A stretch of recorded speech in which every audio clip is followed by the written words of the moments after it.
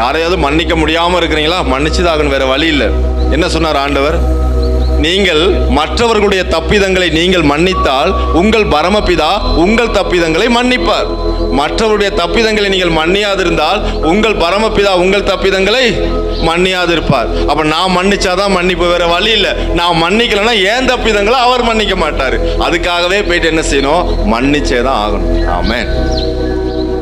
அந்த மன்னிக்கிறதுக்கு முன்னாடி நீங்க நல்லா ஜெபம் பண்ணுங்க, அதை மேற்கொள்ளணும். ஆமென். இயேசுவின் நாமத்தினால் நான் மன்னிக்கிறேன்.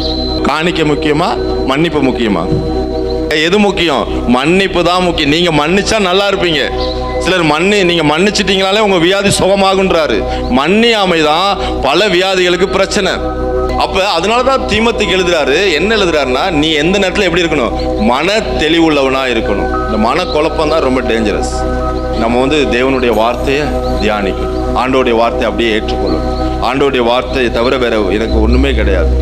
ஆண்டவர் என்ன சொன்னார்? வருத்தப்பட்டு பாரம் சுமக்கிறவர்களே எல்லாரும் என்னிடத்துல வாருங்க, உங்க பாரத்தைலாம் தூக்கிட்டு யார்கிட்ட போகணும்? அவர் மேல வச்சுட்டு அமைதியா இருந்திருங்க. நீங்க சுமக்காதீங்க. நீங்க சுமக்கிறது தான் டிப்ரெஷன், மன அழுத்தம். தூக்கி கர்த்தர் மேல வைங்க பாரத்தை. நீங்களா உங்க எதிர்காலத்தை குறிச்ச கவலையா, அந்த பாரத்தை அவர் மேல வைங்க. வியாதியை குறிச்ச பயமா, அந்த பாரத்தை தூக்கி அவர் மேல வைங்க. எல்லாத்தையும் அவர் மேல வச்சுட்டு ஃப்ரீயாங்க, டோட்டல் ஃப்ரீயாங்க. உங்க பாரத்தை சுமந்துக்கிறேன்னு ஒருத்தர் முன் நிற்கிறாரு. சர்வ வல்ல முடியாது, நீ எல்லாம் என்கிட்ட கொண்டு வாப்பா, நான் சுமந்துக்கிறேன்னு சொல்றாரு. அவர்கிட்ட உங்க பாரத்தை வைங்க, அவர் சுமந்து கொள்வார். ஆமென்.